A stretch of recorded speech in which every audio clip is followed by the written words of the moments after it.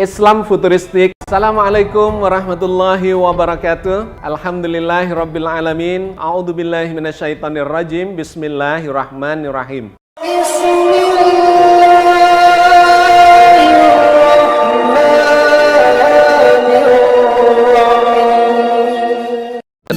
Hei penguasa, adillah pada kami tak bodoh. Meski memang kami tak pandai, tapi kami berjanji akan tetap mengkritik sesuai isi hati. Indonesia tengah butuh energi rakyatnya ya untuk terus berjuang kan, meskipun sudah banyak yang berguguran juga ya. Dan masih ada Ihsanuddin Nursi juga ya yang kritis. Saya punya 4 bidang ilmu. Saya teknik industri, saya bidang hukum, saya kebijakan publik, saya punya ilmu ekonomi, yang kemudian mendalami juga akuntansi. Ketika kita masuk di PPATK, maka sesungguhnya tiap transaksi itu bisa kita telusuri. Saya ingin bercerita satu hal. Ketika saya di sebuah perbankan dalam rangka menggagalkan CESI 546 miliar, saya banyak menemukan model-model yang namanya penarikan kembali aset yang sudah diserahkan ke BPPN lewat konstruksi perbankan. Mudah ngebongkarnya siapa sesungguhnya penjahat negeri ini. Karenanya saya bisa sampaikan ke Bahrinul Pak almarhum. Bagaimana peta kejahatan keuangan negara. Bagaimana modusnya itu tadi? Sepele. Men-proxy company. Gampang aja. Perusahaan cangkang. X, Y, Z, P, Q, R. Bongkar di R siapa? Ini urut aja ke belakang. Mau nggak kayak gitu? Dari X ke Y saja sudah susah kalau Anda tidak punya kemauan. Karena kita harus ngebongkar siapa struktur X, siapa struktur Y. Struktur Y kita bongkar lagi. Siapa struktur Y? Ternyata struktur Z. Struktur Z kita bongkar lagi. Ternyata struktur R. Struktur R kita bongkar lagi. Struktur Q. Kemudian struktur terus akan kelihatan sampai akhirnya tawan intinya. Larangan buyback lo langgar. Itu karenanya sejumlah penerima BLBI di negeri ini kembali menjadi bagian dari 15 orang terkaya di Indonesia. Buyback. Padahal terjadi larangan buyback. No, itu bukan sekedar fakta. Itu pengalaman pribadi saya di mana saya bisa mencoret itu ketika saya menjadi komisaris. Kenapa? Karena brevet saya 50 miliar. 50 miliar ke atas selalu berhadapan dengan Ihsanuddin Nursi. Itu ceritanya Abraham. Jadi saya tahu persis nih permainan-permainan. Sorry to say kalau saya akhirnya harus saya bilang, saya tahu kok saya dimusuhin. Saya sadar kok. Tapi saya bisa ngerti, oh ini penjahat ini larinya kemarin main politik begini. Oh ada yang sudah meninggal, ada yang sudah tidak berkuasa lagi tapi tetap main-main, ada yang tetap di panggung kekuasaan, ada yang tetap di panggung bisnis. Itu saya tahu. Gampang bikin petanya kok. Dan peta itu mesti tersedia sesungguhnya. Sesungguhnya ketika sistem neoliberal diterapkan, dia menunjukkan satu sistem yang disebut dengan, saya menyebutnya sebagai demokrasi korporasi. Demokrasi korporasi. Apa itu demokrasi korporasi? Korporasi yang menentukan sebuah sistem keputusan politik, baik yang diambil oleh negara maupun diambil oleh rakyat. Dan itu yang terjadi di Indonesia sekarang. Sampai dengan saat ini. Tetapi tesis di Amerika, tesis di barat sana, itu lebih gila lagi kata-katanya. Corporate demokrasi adalah coup d'etat demokrasi. Jadi kudeta demokrasi itu, kudeta korporasi itu pada akhirnya demokrasi korporasi.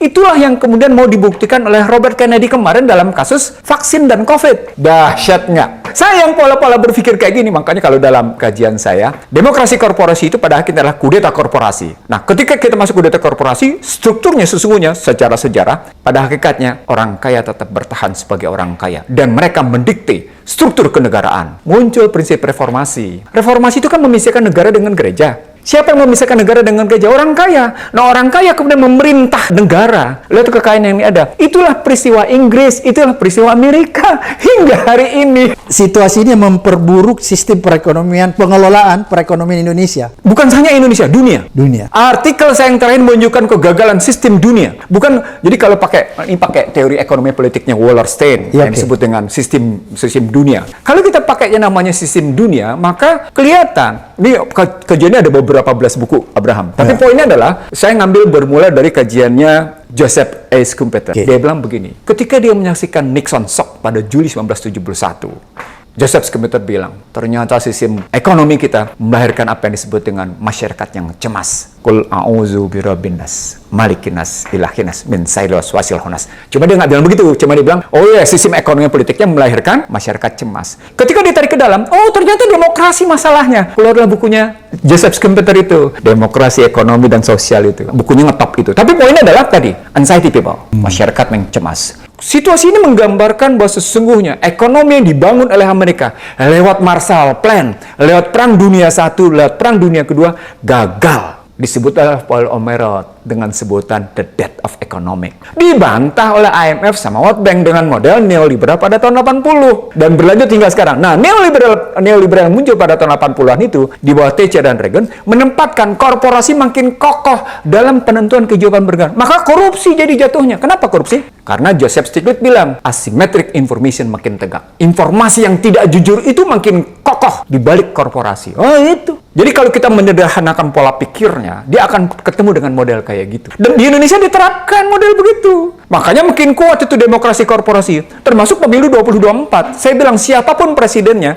ini tulisan saya 2004. Tapi kemudian berlanggeng sampai dengan hari ini. Siapapun presidennya, neoliberal penguasanya. Means ultra neoliberal penguasa. Saya justru di balik sikap skeptis saya itu, saya punya kajian optimis. Kajian optimis saya adalah sepanjang Indonesia tidak menyadari tentang fondasi neoliberal ini terbangun kokoh. Saya bilang, sepanjang pemimpin Indonesia tidak menyadari tentang fondasi neoliberal ini kokoh dan fondasi demokrasi korporasi ini demikian tangguh, sepanjang itu yang namanya masyarakat Indonesia tidak bisa memenuhi 5K, tidak mampu membebaskan ketertindasan, tidak mampu membebaskan kebodohan, tidak mampu membebaskan kemiskinan, tidak mampu membebaskan ketimpangan, tidak mampu membebaskan kehinaan. Kalimatnya sistem ya. Saya kutip pendapatnya Joseph Stiglitz. Joseph Stiglitz ketika menyaksikan 2008 itu dan didukinya Wall Street dengan judul Occupy Wall Street berbulan-bulan itu, dia menyebut didudukinya Occupy Wall Street menunjukkan kegagalan sistem ekonomi. Ketika Joseph Stiglitz menunjuk pada didudukinya Wall Street sebagai kegagalan sistem, maka pada hakikatnya dia menggambarkan kegagalan sistem politik. Karena sistem politik dan ekonomi tidak bisa dibilang double coupling, nggak bisa dibilang double standar. Kenapa? Karena pada hakikatnya tergantung pada kekuasaan. Di sini bicara kekuasaan finansial, di sini kekuasaan politik. Sehingga tesis tentang double coupling bagi banyak ekonom di Indonesia, Kalau itu digabung, oligarki itu tidak negatif sepanjang dia punya tujuan cita-cita mulia. Islam itu oligarki, tapi tujuannya mulia, gitu. Nah, kita kejebak dengan istilah oligarki. Oke, Kenapa kalau kita... sekarang saya tanya Bung Oke, Ihsanuddin, oke. oligarki yang terjadi di Indonesia, apakah oligarki yang merugikan? Jelas, sama seperti oligarki Amerika, sama seperti oligarki di Perancis, sama seperti oligarki di London, sama seperti oligarki di negara-negara yang menerapkan neoliberal. Oke, kalau tadi yang Bung Ihsanuddin katakan, kalau dia oligarki, tapi dia bisa lebih bermanfaat, konsepnya oligarki yang seperti apa? Yang kita bisa imajinasikan. Gampang, oligarki yang membebaskan 5K tadi, membebaskan ketertindasan, membebaskan kebodohan, membebaskan kemiskinan, membebaskan ketimpangan, membebaskan kehinaan. Anda bilang masyarakat Indonesia posisinya punya martabat, harkat martabat. Di Malaysia Anda dibilang apa? Di Singapura Anda dibilang apa? Kecuali Anda punya keimanan dan keilmuan sehingga tampil tetap dengan, loh, saya ngomong kayak gini, saya tidak mendasarkan diri atas posisi yang disebut dengan harta, tapi saya ngomong berdasarkan kekuatan keilmuan dan keimanan. Dan di situ kita punya harkat dan martabat, maka hilang itu kehinaan. Jadi kalau menurut konsep sistem yang ingin ditawarkan Bung Ihsanuddin Nursi ini, harus ada perubahan yang fundamental dulu ya. Tahun 2008, ketika Susilo Bambang Yudhoyono mau tampil lagi sebagai presiden era kedua, saya kan periode saya diundang demikian berkali-kali berhadapan dengan kaum neolib di panggungnya Sugeng Saryadi Forum, Kaum neolib, dan tokoh-tokoh utamanya, dan itu terekam dengan baik. Dan saya diadu oleh almarhum Sugeng Saryadi di Sugeng Saryadi Syndicate itu, dan saya membuktikan bahwa jawaban atas... Jangan dulu, kalau saya ingin tanya sama Bung Ihsanuddin, kalau Bung Ihsanuddin ini mempersonifikasikan dirinya mazhab apa nih? Saya mazhab ekonomi konstitusi. Mazhab konstitusi. Bisa nggak dijelaskan mazhab ekonomi konstitusi itu? Sederhana sekali. Ini pernah saya sampaikan dalam sebuah debat saya dengan Rizal Ramli, dengan yang namanya teman-teman yang merasa diri sudah bisa menerjemahkan ekonomi kerakyatan atau bisa ekonomi Pancasila. Dan jadi beda ini ya, ekonomi konstitusi dan ekonomi kerakyatan. Saya beda. Ekonomi konstitusi yang dalam... Yang mazhabnya Bang Ihsanuddin Nursi.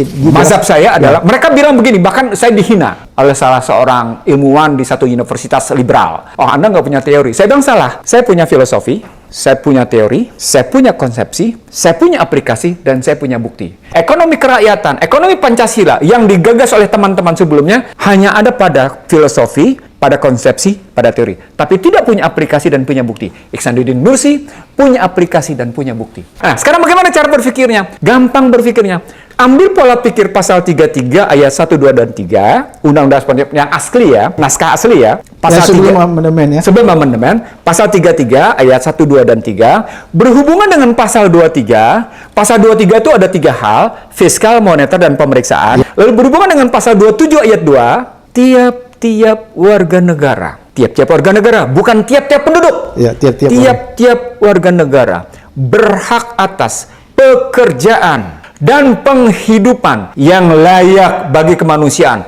Kenapa Anda mengizinkan TKA bebas? Berarti Anda menyatakan sudah mengganti tiap-tiap penduduk menjadi tiap-tiap warga negara menjadi tiap-tiap penduduk. Bertentangan. Kenapa? Karena Anda menerapkan Undang-Undang 38 2008 tentang ASEAN Charter yang menyatakan lalu lintas bebas atas tenaga kerja. Lalu Anda menggunakan turnkey project. Tapi bertentangan dengan pasal 27 ayat 2 dan 23 gimana?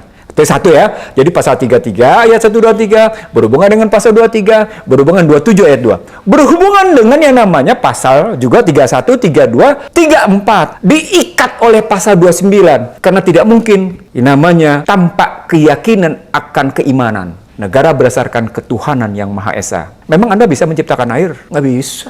Faktor X itu, faktor Allah itu, faktor keimanan itu luar biasa. Memang Anda bisa menghadirkan padi begitu saja tanpa yang namanya berkah hujan, berkah air, berkah tanah? Nggak bisa. Emang Anda bisa ngambil batu bara begitu saja? Nggak bisa. Artinya dijahit deh oleh namanya negara berdasarkan ketuhanan. Ketika kita ambil seluruh ayat-ayat ini dalam perspektif begitu, maka dia akan dikunci oleh kata pembukaan. Kata pembukaan di alinea 2 adalah visi Indonesia yang bebas, merdeka, berdaulat, adil, dan makmur. Visinya 5. Bebas, merdeka, berdaulat, adil, dan makmur. Saya tanya sama Anda, presiden mana yang pernah berteriak dengan 5 visi ini? Nggak ada. Sejak reformasi nggak ada. Mereka bikin RPJ masing-masing. Masuk kemudian ke misinya. Misinya ayat 4. Tapi dikunci oleh berkat rahmat Allah yang maha kuasa dan didorong oleh keinginan luhur. Alinea 3. Ada kata kunci di sini. Berkat rahmat Allah. Tesanya Allah, bukan Tuhan. Berkat rahmat Allah yang maha kuasa. Tesanya Allah menyadari atas berkah. Jadi bukan soal individu, bukan juga karena Abraham Samad, bukan juga karena Soekarno, bukan juga karena siapa-siapa, tapi karena berkat rahmat Allah. Baru kemudian diikuti dan didorong oleh keinginan luhur. Bukan keinginan pribadi, bukan keinginan kelompok, bukan keinginan keluarga, bukan keinginan partai. So, baju partai, baju kelompok manapun Anda harus tinggalkan. Kenapa? Karena Anda harus menyatakan keinginan saya luhur untuk tegaknya harkat martabat bangsa. Begitu berpikirnya. Kalau kita lebih breakdown, maka saya mau tanya, apa national interest kita kalau Anda berbicara visi? 5 kata tadi. Oke. Bebaskan bangsa ini dari ketertindasan dengan segala bentuknya. Alinea 1. Kan maksud saya begini Bang Sony, kenapa saya ingin tanyakan national interest dulu? Karena ketika kita patok tentang national interest kita, maka semua energi kita arahkan ke sana. Kan? Betul. Oke. Oleh karena itu saya ingin tanya, apa national interestnya? Oke, saya ngambil term, menarik nih pertanyaan Abraham nih. Menariknya karena saya akan ngambil contoh Indonesia dan Amerika. Kalau ngambil contoh Indonesia, sederhana sekali national interest kita. 1, bebaskan bangsa ini dari ketertindasan, dari segala bentuknya. Anda tidak boleh tertindas secara akademik, artinya apa? Hegemoni akademik barat itu Anda harus tinggalkan. Yang selama kita merdeka, sudah 44 menteri pendidikan, padahal kita baru merdeka 78. Apa artinya? Hegemoni akademik berbasis barat terjadi. Lewat kurikulum, ketertindasan akademik terjadi. Bangga dengan metodologi barat, bangga dengan cara-cara berpikir barat. Padahal itu bukan satu-satunya. Gitu. Itu satu. Baru satu aja sudah. Ini baru ketertindasan pendidikan. Ketertindasan sosial, apa poinnya? Dalam perspektif misal ketertindasan sosial, rusaknya modal sosial. Itu kata kunci. Rusaknya social capital. Padahal dalam cara social capital barat pun, value-nya dalam materialism. Dan hilang makna leadership. Tesis barat tentang sosial, ketika masuk ke social capital, itu 4. Value, komitmen, trust, social network. Kalau kita terjemahkan berarti nilai-nilai, komitmen, kejujuran, dan silaturahim. Saya menambahkan teori barat ini dengan yang namanya kepemimpinan. Maka kepemimpinan ini maka ketika kita bicara kepemimpinan, sebuah kepemimpinan dalam negara adalah sebuah kepemimpinan yang melahirkan kekayaan, yang bukan melahirkan beban. Apa artinya? Pemimpin tidak boleh menimbulkan persoalan. Ketika pemimpin menimbulkan persoalan, dia bukan pemimpin, dia beban masyarakat. Itu tesisnya. Itu karena modal sosial problematiknya yang akan ketemu dengan modal politik gitu. Jadi dari modal baru 2 hal ini aja nih, soal ketertindasan pendidikan, ketertindasan sosial, soal politik, apalagi soal ekonomi. Anda punya sumber daya, tapi Anda tidak bisa mendaya gunakannya. Atas nama yang namanya kebebasan berinvestasi. Nikel Anda siapa yang nikmatin? Emas Anda siapa yang nikmatin? Lintas Anda di Selat Malaka, lintas Anda di Selat Makassar. Siapa yang nikmatin? Itu intangible asset. Tangible to tangible asset namanya. Nih, kebayang nggak kalau sampai kayak gitu? Ada tangible yang mestinya punya mana pada intangible nggak ketemu. Karena ada problematik pada sistem. Itu makanya artikel saya terakhir adalah kegagalan sistem dan pelaku adalah perhara bangsa. Semoga Allah senantiasa menuntun kita di jalan yang diridhoinya. Aku qouli hadza, astagfirullah li wa lakum. Wassalamualaikum warahmatullahi wabarakatuh. Terima kasih.